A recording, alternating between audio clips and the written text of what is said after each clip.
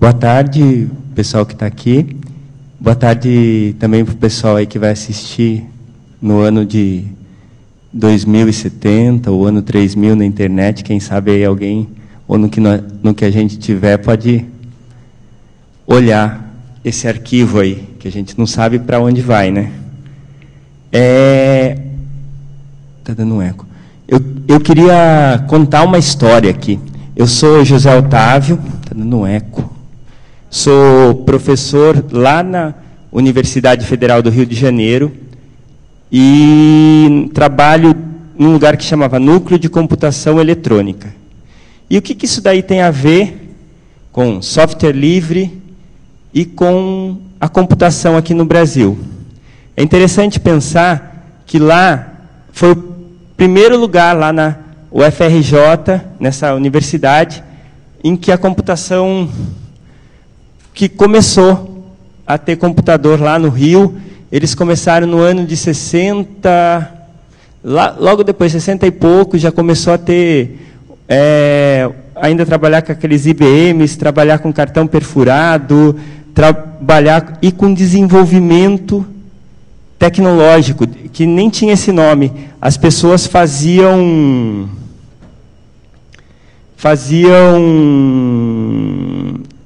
o próprio hardware. Isso daí teve um avanço muito grande, mas não é dessa história que eu vou contar. Eu quero contar um pouco da minha história.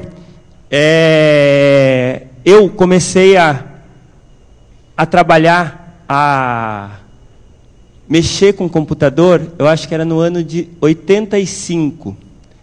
E eu acho que eu nunca fui um cara que trabalhei com computação assim diretamente, nunca fiz um curso de computação. E na universidade acabei virando professor de computação. E o que eu queria falar é a importância da rede de pessoas para a gente conseguir fazer alguma coisa. Então, a história que eu vou contar se tem outro. Abre o outro? Não. Tem como abrir um PowerPoint aí. Que está errado, devia estar no aberto aí, mas a turma fez.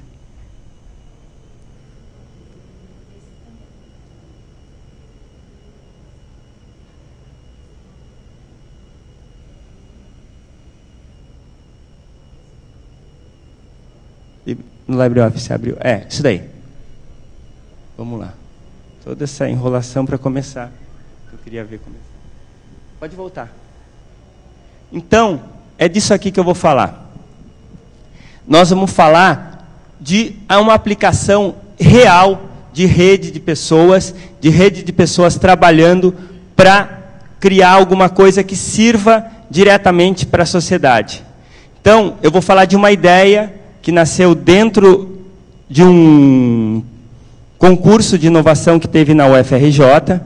Então, faltava 15 minutos para acabar o concurso, as inscrições. Eu fiquei sabendo desse concurso junto com outro colega, Jean Russell, e em 15 minutos a gente se transformou para um outro prédio e a gente tinha que postar a ideia no Facebook.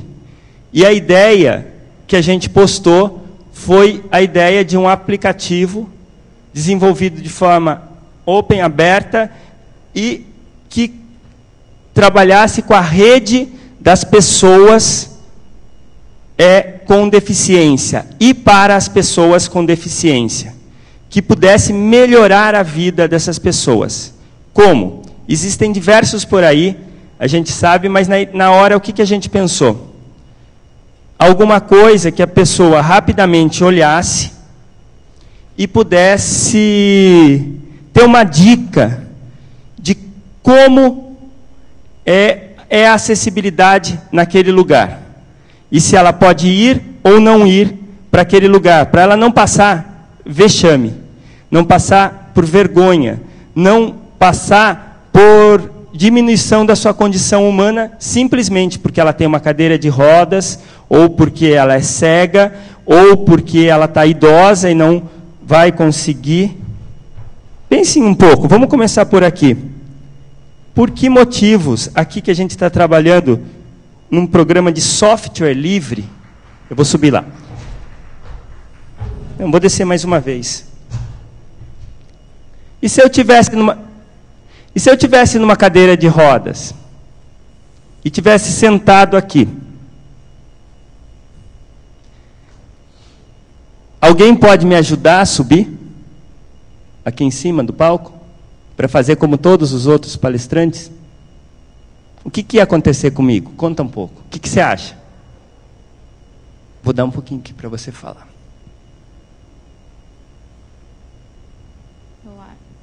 Eu acho ali, porque não tem acessibilidade, né? Um cadeirante seria. Aí adormece a mulher. Pena que eles só tem mais pessoas aqui, mas pode ser que pensar alguma coisa. Vamos tentar, senta aí. Mas o que você acha? Como você ia conseguir? Você não pode andar. Como você faz para subir? Teria que ter a ajuda de outras pessoas, né? Pra, sei lá, segurando na cadeira e levando, mas seria 2 pessoas, ou uma rampa de acesso, que aqui não tem. Porque não tem acessibilidade para um cadeirante. Mas não é tão alto. Será que precisava desse palco? Não. Esse palco já tinha aqui no lugar? Ou foi criado para evento? Olha que interessante. Aqui nós temos a situação mais interessante. Eu queria que vocês gravassem a gente pensando nisso e disponibilizassem na internet esse exemplo que é muito rico e muito interessante. Então, eu peço mais uma vez a sua ajuda. Ela precisa de ajuda para resolver esse problema. Eu peço aos outros que estão nessa sala que se aproximem dela para, pelo menos, tentar solucionar. Se vocês pudessem... Eu sei que vocês estão ocupados fazendo outras coisas, mas se alguém pudesse, dos que estão aqui, sentar aqui na frente, só para a gente poder conversar mais perto. Eu sei que é difícil isso, mas a gente tem um fator humano na programação, um fator humano na rede de software livre, na rede de pessoas que querem fazer alguma coisa. E como você vai resolver essa sua situação? Você está aqui. Você vai ser a palestrante, vamos imaginar, está lotado aqui. O que você faria? Se fosse no meu caso, eu não ia subir nas escadas e iria ficar andando pela área. Então, na nossa conversa, a gente continua aqui, eu vou até sentar aqui, vou descartar, vou fazer de conta que eu não vi esse palco. Nós estamos aqui num software livre, trabalhando uma ideia entre pessoas esclarecidas, e nós, num lugar que foi pensado para ter acessibilidade, e nós criamos para um evento em que nós vamos trabalhar com a liberdade, nós criamos a inacessibilidade. Então, por quê? Nós usamos o que aqui? A nossa lógica ordinária. E esse é um problema de computação clássico. Começa em 31, quando Gödel pensa lá, a matemática é possível resolver tudo com a lógica? É possível?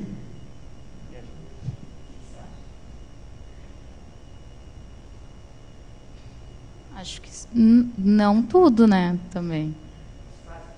Quase. Sinto informar, Gödel, Turing, Von Neumann, só parar no nome desses, que não. Quando Turing cria a computação, ele mostra para a gente que isso é computável, mas tem um monte de coisa que é incomputável. O ser humano é incomputável.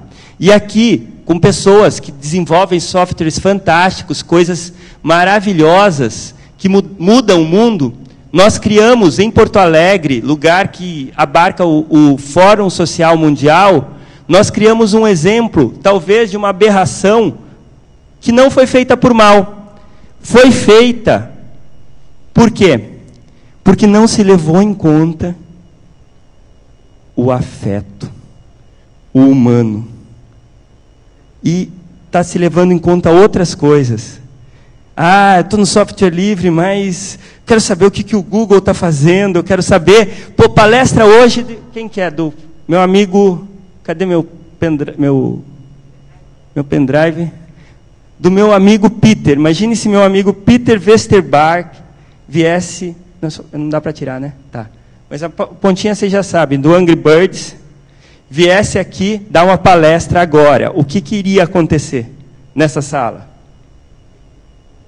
O cara que é o criador de uma coisa dessa. Não ia encher tanto, mas eu acho que ia vir bastante gente. A gente está pensando no quê? Eu queria entender uma coisa, porque a minha palestra vai ser sobre isso aqui, a nossa conversa. Por que a gente criou essa escada? Quanto deve ter ficado para o pessoal do software livre pôr essa escada e esse palco? Vocês não têm essa informação, mas menos do que R$5.000 não foi. Não, mas eu lembro que eu fiz uma rampa num evento do Reabilitarte, que é um bando de louco aqui que se reúne para tentar... A gente também tem erro, ó. Pedir para o pessoal fazer, só tem software livre no nosso lugar, a pessoa levou o próprio laptop e mandou fechado, que é o mesmo erro, é a mesma coisa disso aqui. Então, o que acontece? O Reabilitarte, para fazer um evento, a gente procura lugares acessíveis, mas vocês estão vendo que tem uma escadinha lá? Porque na universidade também não tem lugares acessíveis. Então, a gente teve que tirar as 3 primeiras fileiras para as pessoas poderem assistir. E esse encontro aqui é para tentar entender a nossa ideia. A nossa ideia foi mapas de acessibilidade. Se a gente fosse mapear aqui, o que você falaria para um palestrante, cadeirante, que vem dar nessa sala palestra? Qual seria a sua dica e o que você colocaria nesse mapa? Cecília. Eu, no caso, se fosse para utilizar o palco, usaria a rampa em vez de escada, né? Ou então, não vejo a necessidade também do palco, né? Até porque tu poderia trabalhar embaixo aqui. Por que essa sala aqui, acessibilidade? Por que essa sala está distribuída desse jeito? Ó, essa sala é O que a gente podia fazer? Você. Como é seu nome?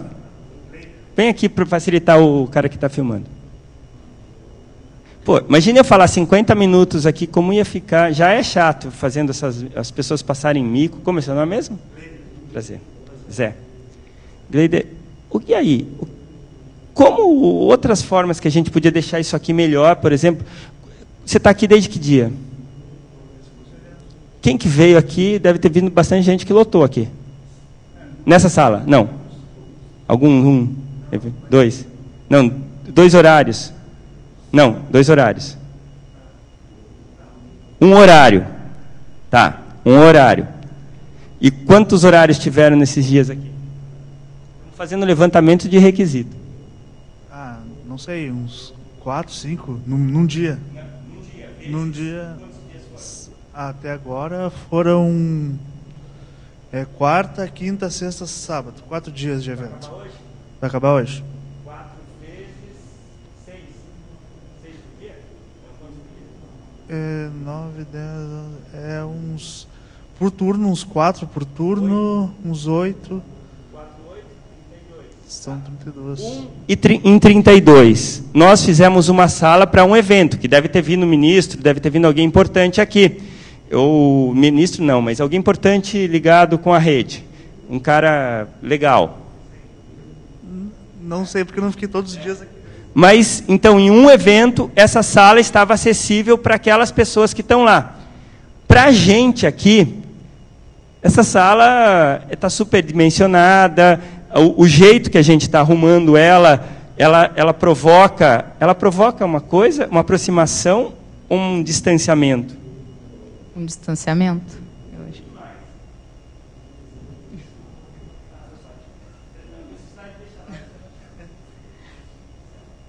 Não, porque como tem bastantes lugares e a sala não está cheia, não tinha necessidade também da sala tão grande assim, né, para um público. Talvez teve uns eventos com um público maior. Eu também, quando a gente teve essa ideia do mapa de acessibilidade, eu não tinha ideia nenhuma do que era programação real mesmo, de como fazia um software, um app que fosse livre, que fosse acessível para as pessoas, e achava que podia ser isso.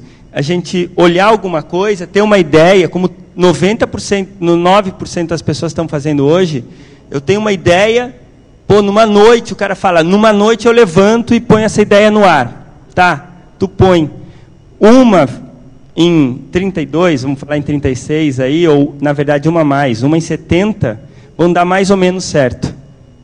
As outras ideias, simplesmente a gente não usou nem a lógica e nem o outro lado, que tem uma outra computação. Nós temos essa computação digital, que usa lógica booleana, ou não, e outras lógicas que estão embutidas aí, correto? E nós temos outros tipos de computação. Que outro tipo de computação a gente tem? Além dessa computação que está no Pentium, não sei o quê, está no nosso celular, está no chip da geladeira, está em todos os lugares, está controlando a gente agora, ou a gente tentando usar ela para descontrolar o mundo. E aí? Que outra computação existe? Vamos lá. Vem, volta aqui. Não, ele não quer... Vocês acham que dá para fazer alguma coisa que a gente pensar e ser livre?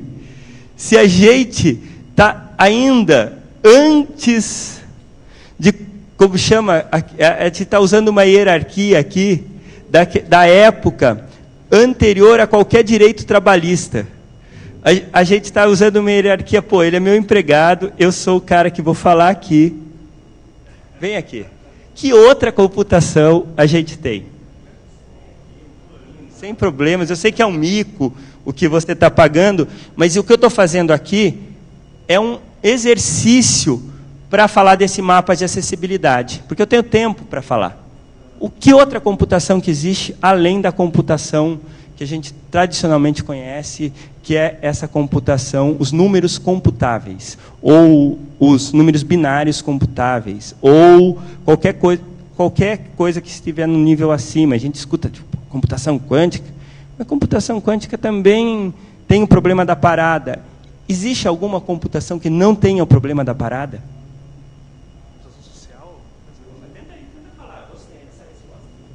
Computação social?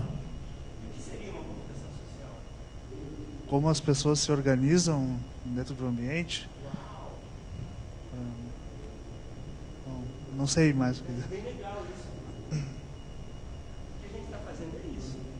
É uma computação humana, né? Uma engenharia humana, uma computação social, uma coisa que a gente vai trabalhar com. Qual que é o atomismo? A pergunta que a gente tem lá, o que é um atomismo? Quando você está pensando num app, alguma coisa, você tem que fazer... Isso acho que todo mundo sabe, cara. Isso quando você vai fazer um app, ou qualquer ideia que você vai ter que ter, você tem que fazer o levantamento de requisitos. É uma coisa básica, lá da engenharia, eu não sou engenheiro, não sou nada. Mas o que acontece? Você tem que levantar esses requisitos. Quais são os requisitos de acessibilidade que nós precisamos levantar? Se você fosse cadeirante, qual é a principal coisa nesse prédio que você ia pensar? O que ia falar? Eu vou nesse evento ou eu não vou nesse evento? Obrigado. Você deu palestra? Não. Ó, vou deixar aqui. É um cara que precisava estar falando ali. Sim. Vamos lá. No caso, se eu fosse cadeirante, eu viria para o evento, né? Eu ia ver, antes de, no caso de vir para o evento, eu ia ver a acessibilidade, se tinha. Cecília. Isso, Cecília. Eu ia ver se tinha rampa, elevadores, para mim conseguir me locomover sozinha, sem precisar ajuda de outra pessoa. O que mais? Seria isso. Eu também achava isso. E, coitado dele, tá... Deixa no amplo, assim, pegando meio mal. Tá, sem problemas. Eu também achava.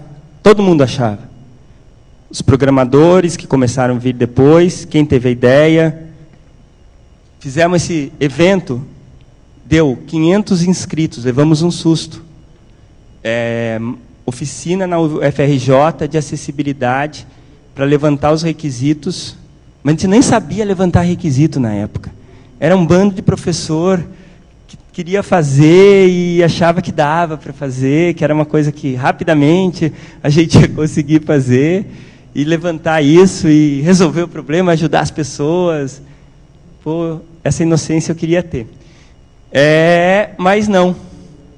Juntou essas pessoas, tem aí pessoal do Comitê Olímpico Brasileiro, pessoal aqui que é responsável pela acessibilidade nos estádios da Copa, a pessoa que assinou a lei aqui, a Convenção da ONU, a coordenadora de todas as discussões está aqui, Isabel Maior, que a Convenção dos Direitos das Pessoas com Deficiência, que o Brasil é o único país no mundo, junto com o Brasil e a Finlândia são os únicos signatários na Constituição. Então, assinaram com o poder de Constituição dos Direitos das Pessoas com Deficiência, 2009.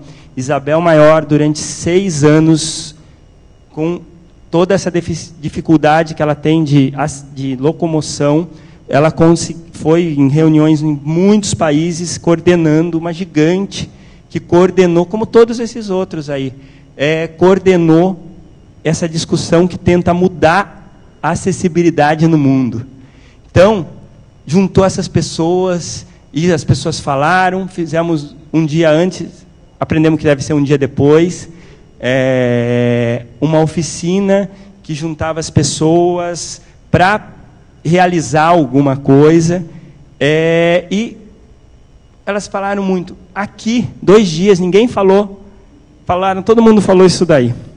Mas quando, depois que a gente viu que a gente tinha que ter engenheiro, então a gente trabalha lá com o Luiz Pinguelli Rosa, e os alunos dele, que estão um especial, que devia estar aqui, não eu, porque eu não entendo nada disso, eu só estou assinando lá, não assinando, estou tentando aprender com eles alguma coisa, mas o cara é um gigante, é um time, o Rogério Mandelli, é um cara que, assim, engenheiro, que largou tudo, um salário de 20 mil reais ou mais, que trabalhava na Siemens, e vendo as coisas que aconteciam, ele largou tudo numa reunião na sede lá da IBM, no Rio de Janeiro, ele trabalhando em decisões da empresa, ele olhou o que acontecia e um dia ele levantou e falou, não é esse mundo que eu quero construir, eu quero um outro mundo, quero um mundo mais livre. E ele largou tudo, esse salário, e foi ganhar uma dessas bolsas. Quanto é uma bolsa de mestrado aí na 2.000? 1.200? Como é teu nome?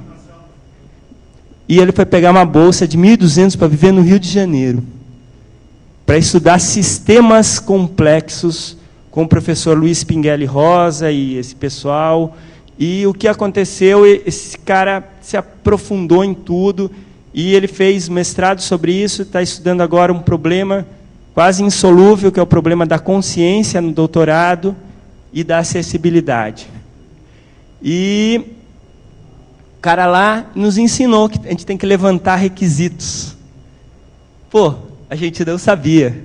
Fizemos aqui, levantamos requisitos, mas está no meio de uma sala assim, ninguém fala qual é o seu verdadeiro requisito, o que te move aí ou não ir no lugar. Começamos a fazer o quê? A conversar com as pessoas. Conversar por hangout, pessoalmente, a tentar entender as pessoas com deficiência e o que elas realmente precisam. E a gente, despretensiosamente, no começo ouvindo, fizemos algumas conversas, levantamos um questionário com 56 perguntas, que é longo, no mínimo demora 50 a 1h20 para aplicar, mas que vai ser aplicado em poucas pessoas, usando daí a gente pensou que lógica vamos usar? Vamos usar essa lógica que construiu isso aqui, uma lógica, ou uma tradicional, SP, de ver a porcentagem de coisas que estão em tal lugar? Não. A gente tem que ter uma matemática um pouco mais sofisticada. Daí vamos ver padrões. Para o questionário que se aplicou legal foi a lógica fuzzy. Vocês conhecem a lógica fuzzy? Vem aqui perto. Vem para falar. Aqui é uma troca. Pô, eu achei que eu estava em Porto Alegre no software livre. Levei um susto quando eu cheguei aqui. Eu errei também aí.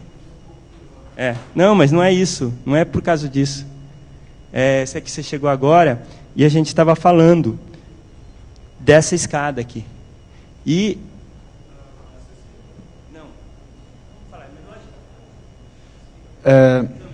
Tiago, lógica fuzzy é o seguinte, ao invés de uma lógica clássica absoluta, ela só trabalha com valores de verdadeiro ou falso. A lógica fuzzy, ela trabalha com valores intermediários. Por exemplo, se a porta está entreaberta, ela pode estar 80% fechada e 20% aberta. Aí, geralmente, para você... É um jeito de modelar um pouco melhor os dados da vida real. Então, você geralmente pede para um expert montar mais ou menos uma tabela e você monta o seu algoritmo em cima disso. É isso.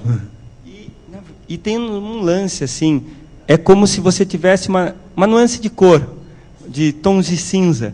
Você consegue perceber, por exemplo, e não é tanto assim, na real, o que a gente consegue modelar são triângulos ou outras coisas. Então, na verdade, a gente tem que ter ou 5 ou 3 coisas, ou 6, e um questionário desse você tem que ter 5 opções e trabalhar com elas, ver quais é mais importante. Então, usamos um questionário com inteligência...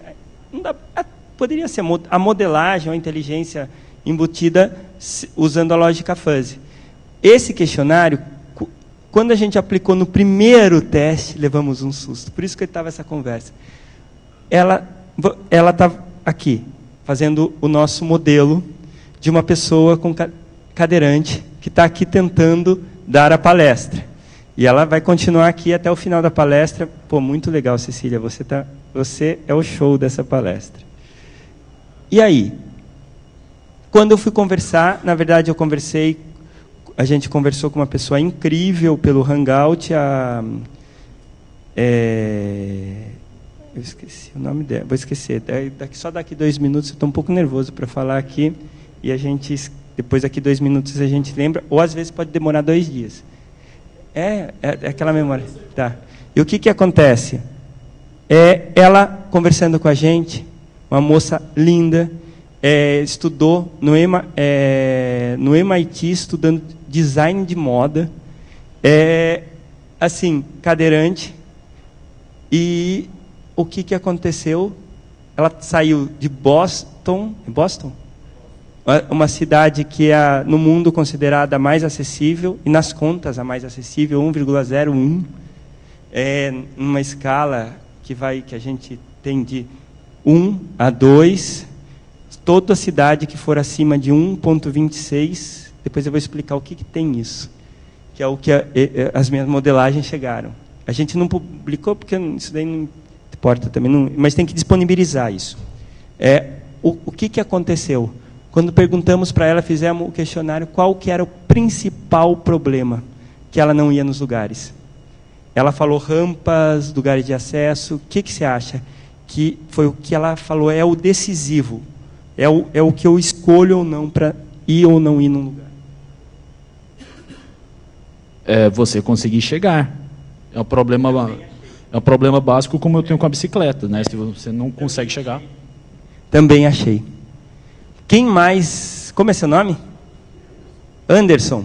O que essa pessoa aqui, que vai vir aqui na palestra, vai dar um sim ou não para você, para vir para a palestra, para participar, ela é cadeirante, Marcelo Yuca. Marcelo Yuca, meu amigo, a gente já trabalha com ele, e pessoa incrível. Ele tem uma cabeça, assim, ele chama para conversar. É muito, assim, interessante. Por que ele vai ou não vai em um lugar? Também achava isso. Eu tinha certeza que era isso. A gente modelou. E olha que a gente estava com engenheiro, os engenheiros, a gente estava com os programadores, com os meninos, com todo mundo, toda essa galera falando que era o acesso. Não era.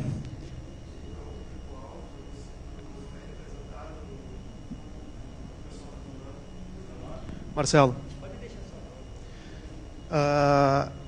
Eu acho que o vai ou não vai ali é se a palestra, ou se o evento fala para ti enquanto deficiente, ou se tu faz parte do público-alvo da palestra. Legal, tudo isso funciona. Mas a primeira escolha... Como é seu nome? Seu? Como? Georgina, que nome bonito. Georgina, eu traduzo o que a Georgina vai falando.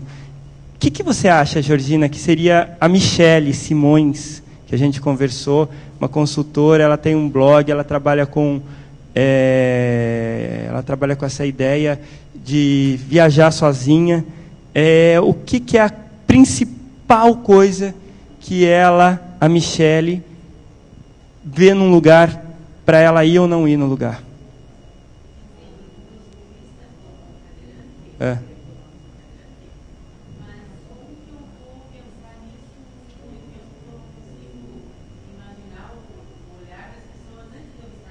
Sim, como as pessoas estão me olhando. Eu também achava que isso era importante. Cara, quando a gente aplica, a gente faz a leitura dos dados, os dados que nos soltam a olho, e na verdade eu já escutei, eu saquei isso, falei para todo mundo. E o dado confirmou na mesma percepção que a gente teve na conversa dela. É o banheiro. Caracoles, imagine que vergonha, que coisa horrível, infecção, ninguém entende. O Marcelo não vai nos lugares porque não tem um banheiro perto e acessível. E aumenta a infecção, é horrível para a pessoa. Cara, tu não tem banheiro. E aí? Fala um pouco. Aqui o banheiro deve ser perto, mas se você tem que descer, todo lugar é acessível, mas o banheiro não é acessível. E aí? O que você está sentindo? Porque eles não pensaram na pessoa, no caso, no cadeirante, né? Nenhum banheiro, pelo menos eu vi aqui, só tem tipo a porta um pouco mais larga, mas aquelas barrinhas que fica do lado para um cadeirante se firmar, não tem.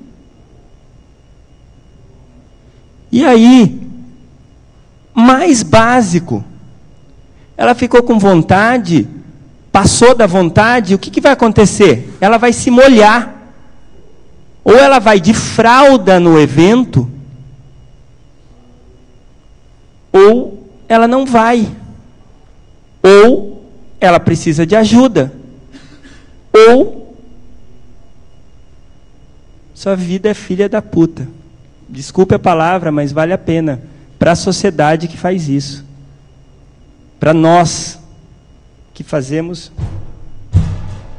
Eu sugiro, na próxima vez, me desculpe eu fazer esse ato aqui, mas é um ato de repúdio a uso da lógica em excesso, em detrimento do afeto. Agora ninguém vai ter afeto, porque todo mundo vai ficar com raiva daquele cara que apresentou um PowerPoint ainda de vez de apresentar, que também é um erro.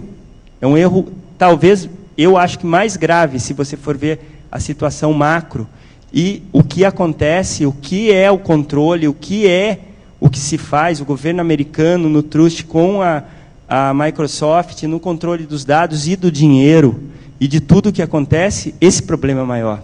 Mas para a vida da Michele, esse problema é maior. Nós dois, tanto o evento como eu, fizemos coisas horrendas. E o que acontece? Só que esse evento aqui está destruindo a vida de todos de uma forma espraiada, horrível. É a mesma coisa. Mas esse evento está fazendo a Michele, contou para a gente, que ela não sai de casa. Ela mora em São Paulo, ela só vai em algum lugar que ela tem muita certeza. Ela vai em 3 lugares. E ela inventou de viajar e de criar rotas acessíveis para ela poder sair de casa. E a gente descobriu outras coisas. Pode passar para frente para a gente aí? Então, esse é o Reabilitar-te, mas pula o Reabilitar, vocês entram na internet, nosso site está muito ruim, mas talvez continue ruim, porque a gente está desenvolvendo o app, está desenvolvendo as ideias, mas pode ir para frente. Aí, essa foi a ideia. Isso que a gente publicou num concurso, faltava 15 minutos, tinha mais 10 horas, tinha 1 mês de votação dentro da universidade. Em 10 horas, nós fomos o primeiro colocado. Da ideia de... Está faltando uma linha que é o que explica o mapa de acessibilidade do Rio de Janeiro. Não é isso, mas tudo bem, que eu não pus. Que é uma ideia de você resolver ajudar, ter uma ajuda para as pessoas. A gente não sabia como fazer, falou que ia fazer. E as pessoas acharam legal. Rapidamente, foi incrível. Nós tivemos mais de 500 likes lá no Facebook, muito rápido, mostrando que talvez ou a gente fique no Facebook e não faça outras coisas, que é o mais provável, ou que a rede era forte e as pessoas tiveram uma aproximação naquele grafo com a ideia. Então, pode passar para frente. A ideia, o projeto Mapa de Acessibilidade... eu vou ler slide, nunca faço isso, que é uma coisa bem legal. Como que lê slide? A ideia, o projeto Mapa de Acessibilidade criará um sistema em forma de aplicativo para dispositivos móveis que oriente e facilite a mobilidade de pessoas com deficiência e mobilidade reduzida na Universidade Federal do Rio de Janeiro como projeto piloto. Existem um monte, pode passar o próximo, no mundo. Daí a gente pesquisou, teve gente que viu a gente, fez TCC, tem gente que entrou no mestrado fazer isso, está tudo no nosso laboratório, com bolsa, desenvolvendo essa ideia. E nós mapeamos mais de 60 iniciativas parecidas. Todas fracassaram. Todas fracassaram. Agora, a pergunta, nós temos mais uns minutos. Por que todas fracassaram? Quem tenta responder? O Google deu 100 mil de um prêmio, botou $1 milhão para os caras desenvolverem, e fracassou. Teve gente, o melhorzinho foi um da Alemanha, mas só os que deram um pouco certo foram os focais. Vaga de carro, banheiro, falava de uma coisa só. Todos que tentavam falar de mais 2 coisas não deram certo. Por que vocês acham que teve esse fracasso? Vamos tentar descobrir juntos aí. Eu não sei também. Por que esse problema, assim, um monte de gente tentando fazer alguma coisa que funcione? Por que você acha, Cecília?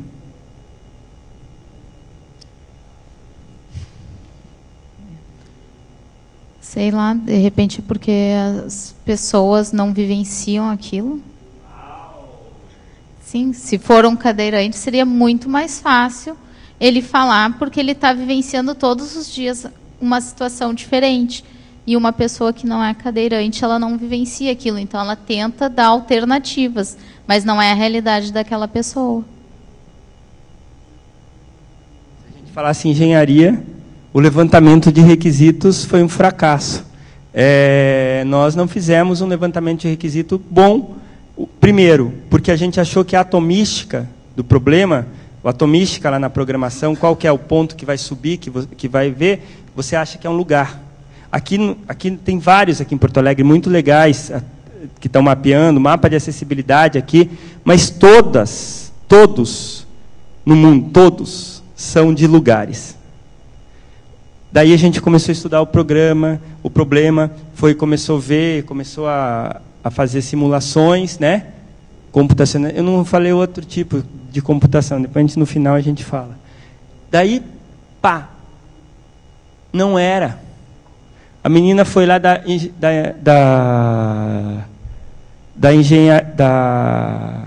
como que era? Geografia, viu a gente, foi fazer um desses TCCs assim que faz, e daí tem que apresentar na universidade, aquela coisa.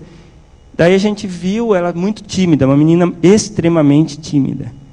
E a menina pegou esses 80 e poucos que tem no mundo, inclusive 3 aqui de Porto Alegre, levantou todos os requisitos, tudo, olhou parte por parte, olhou por que dava certo, por que não dava certo, colocou, e daí começou a fazer estágio com pessoas com deficiência, estudar aquilo, estudar aquilo, foi lá apresentar. Quando eu sento assistir, final lá, estava, como chama, convidaram um negócio de, aquela coisa, os 5 melhores da universidade, a menina lá em cima, essa menina, eu olho lá, mapas de acessibilidade, daí ela apresenta a nossa coisa que a gente fez, onde ela teve a ideia, e daí como ela desenvolveu, o que ela fez, e daí ela fala, por que não deu certo?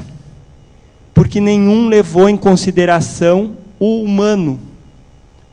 Eles falavam do lugar, eles falavam da distância, eles falavam, ninguém levou o sentimento. Na verdade, você faz um mapa, mas você não olha a borda. Aí existe um algoritmo, também fractal, que você pode fazer, que é a distância. Você coloca lá e, conforme a sua régua, essa distância é maior ou menor. Então, você sempre vai ter uma régua errada para fazer isso. Então, você tem que ir na borda do humano. Sentar e conversar, levantar os requisitos, trazer para dentro do seu projeto, ou alguém que consiga fazer isso. Os grandes caras que conseguiram fazer programação e fazer coisas que funcionou, são as pessoas que conseguem ler o que o outro necessita. Então, ela levantou isso daí do humano, e daí a gente falou, como que a gente vai colocar? Espera aí, então o problema é um pouco maior do que a gente imaginava. Esse mapa não é um mapa estático, todos os mapas eram estáticos, ele tem que ser um mapa dinâmico. Não estamos falando nada de novo, o Facebook já fez tudo isso. Só é o uso disso, juntar coisas diferentes. Qual é o problema? Tem que ser dinâmico, tem que ser relacional. Quem sabe de banco de dados sabe o problemão que nós estamos entrando. Então, o que acontece? Começamos a levantar tudo que tinha que fazer, a ver. Pode passar para frente, isso daí. Essa foto é legal. Como é a universidade, né? Essa foto não precisa mais nada, não precisava nem apresentar. Próximo. Tá, não, pode ir, se você vai ter alguma coisa, acho que não quero uma foto que tenha gente, vai, para frente. Aí. Esses eram os caras, nós, em 2011. Foi legal. Essa foto é muito importante para terminar aqui, participar. Não tem nenhum cadeirante. Nós, os doidos que não sabemos nada, falando de uma coisa que a gente não entende nada. Pusemos para fazer o evento no Acervo Nacional, nós tivemos que fazer um negócio igualzinho isso. Eu lembro que esse aqui deve ter ficado mais ou menos 3.700, 3.500. E porque o nosso ficou R$600, era um tanto assim, e só usava essa parte de cima. Então, o que aconteceu? Não é mais, porque tem um negocinho que sobe. O que aconteceu? Nós tivemos que fazer rampa para usar esse lugar. Não tinha nenhum cadeirante. A gente estava totalmente errado. Um monte de gente falando sobre um assunto de acessibilidade, de como a neurociência vai melhorar a vida das pessoas, sem escutar as pessoas. E o desafio do mapa, pode ir para frente, que acabou, mas bem. Aí, pode deixar nesse para a gente terminando. O desafio do mapa foi levantar esses requisitos, a gente está fazendo, e a gente começou a ver o que teria que fazer. Estamos com os programadores, estamos agora com as pessoas com deficiência dentro do nosso laboratório. Estamos junto, olhamos no Rio, onde era um hub de pessoas com deficiência. Então, o Praia para Todos é onde as pessoas se encontram, que é um lugar que cria acessibilidade na praia. Então, a gente se uniu com essa ONG e essas pessoas estão trazendo as informações. Esse questionário está subindo com isso. E o que a gente está fazendo? A gente está criando uma coisa que, na verdade, isso é dinâmico. Para ser dinâmico, nós temos que montar outras coisas, e humano. Então, a gente fez um levantamento, as cidades que as pessoas tinham uma satisfação, pessoas com deficiências, principalmente cadeirantes, e pessoas com baixa mobilidade, que conseguiam, o caso do cadeirante, que tinha uma satisfação. Levantei dentro do Google Maps um fator de inclinação dessa cidade. Todas ficavam abaixo de 1,26. Não, mas da cidade. Se a cidade é plana, ou se você pega a média, tudo que existe, põe entre 1 e 2, criou isso. Se fosse totalmente plana, seria 1. Se fosse totalmente inclinada, que nenhuma cidade seria assim, ou seria uma encosta, né? Não fale nenhuma cidade. Tem uma cidade em África que ela é feita totalmente na pedra. Então, dentro a gente viu pelo menos fotos, que eu entendi, o povo Dogon, eles têm uma parte da cidade fica totalmente colocada. No mundo não dá para falar tendendo a 2, deve ser 1,70 alguma coisa, mas normalmente vai ficar entre 1,40 alguma coisa e Boston. E Boston é a cidade que tem a melhor proporção e as pessoas mais satisfeitas, mas também, quem conhece, sabe, uma cidade fria, uma cidade que as pessoas... Pode falar. Mas isso aí tem também que ver a infraestrutura, né? Fortaleza é plana. E não é acessível. Mas isso é muito importante, porque não é acessível. A cidade, isso daí é um outro fator que você tem que jogar em cima. Se fosse o mundo ideal e a cidade tivesse toda a infraestrutura, uma coisa que ninguém leva em conta, acima de 1,26, mesmo se fosse toda acessível, toda construída, a pessoa não ia conseguir fazer tudo sem ajuda. Ela precisa do outro para ajudar. Então, levando em conta isso, uma cidade como o Rio de Janeiro... E isso aqui entra uma dúvida mesmo, não dá para... A cidade acima de 1,26 está bom, mas tem cadeira com motor. Ela não resolveria? Claro que resolveria, mas imagine o gasto energético. Você tem que criar um sistema que ele vai ficando cada vez mais complexo, com um gasto de energético cada vez maior. Isso tem que ser uma escolha, porque a energia, no modelo nosso, não do Tesla, ela é finita no nosso planeta. E o que acontece? E, na verdade, ela não é, mas ela é finita, mas ela tende a suprir as nossas necessidades. Mas isso é uma outra discussão, não vamos entrar nisso daí. Então, o que acontece? O gasto, a escolha, você teria que escolher isso ou aquilo. E escolher isso como primeira opção. Então, você teria que usar muita energia para isso. É possível? É. Mas a gente tem que levar em conta outra coisa. No padrão brasileiro, o que acontece. A cidade, como o Rio de Janeiro, ela é inclinada, ela não tem as obras e as pessoas não têm cadeiras, muito difícil, fora a seleção brasileira de Power Soccer, o pessoal, poucas pessoas, em proporção, têm essa condição. E o que acontece? Os lugares têm já estou acabando, os lugares já têm uma inclinação.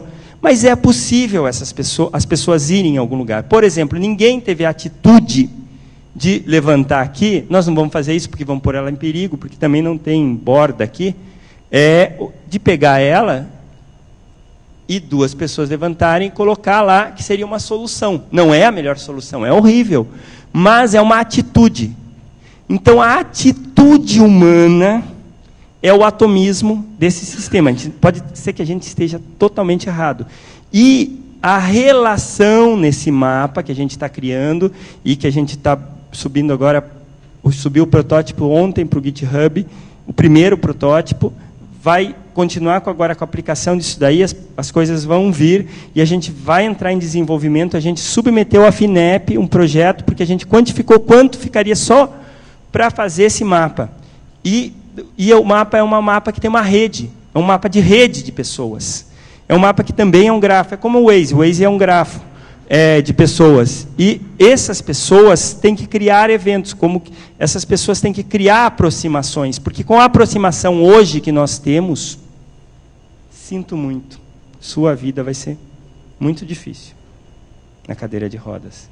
Porque as pessoas não se aproximam, as pessoas não ajudam. Boston, por exemplo, o que eles fazem é bem legal. Eles criam acessibilidade para poder ter a distância que eles gostam de ter entre as pessoas, de manter a distância entre as pessoas. O Japão faz isso, cria a robótica, aquela robótica que não é robótica com inteligência artificial, que é aquela robótica que é uma outra ideia, para não ter aproximação entre as pessoas. Isso é uma lei, que você vê no grafo. É bem interessante. Então, o que acontece? O mapa de acessibilidade, www.reabilitarte.org, está lá, a gente vai subir lá mais informações. Estamos abertos para a contribuição de quem quiser ter ideia. Você é um cara que poderia nos ajudar muito. Como é seu nome? Tiago. Você tem ideias brilhantes, você tem ideias brilhantes, vivência, você tem uma sensibilidade assim incrível. Eu trabalho com pessoas com deficiência visual, né? Então eu já tenho mais ou menos uma concepção como é trabalhar com uma pessoa, no caso, com uma deficiência, né?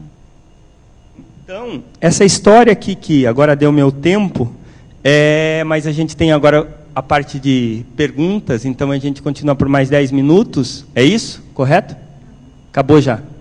Então, eu agradeço a presença aqui de vocês. Eu podia tentar uma coisa técnica, mas não sou capacitado.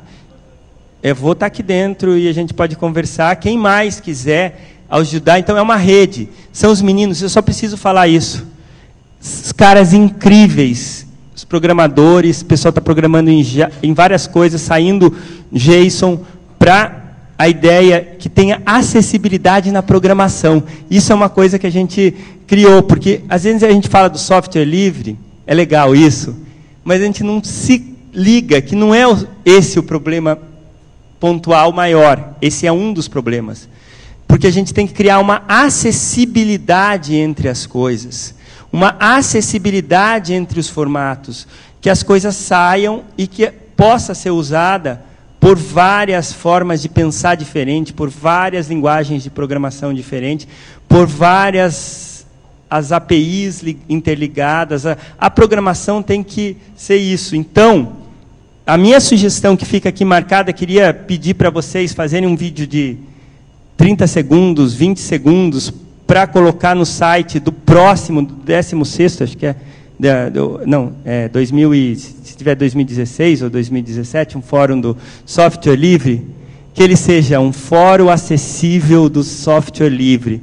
E que nós, por favor, tiremos constrangimentos como este,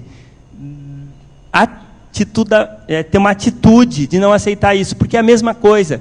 Senão, a gente vai lá e vai fazer também softwares em 15 minutos, que são legais, que a gente consegue levantar e fazer as coisas, mas não vai pensar em resolver problemas que melhorem a vida das pessoas. Então, a atitude na programação, a atitude no uso da web e a atitude no nosso mundo é o principal, a atitude de afeto, e a palavra certa para isso é a atitude de amor, que a gente tem que embarcar no nosso mundo e nesse outro mundo que é igual. O software simplesmente é uma recriação.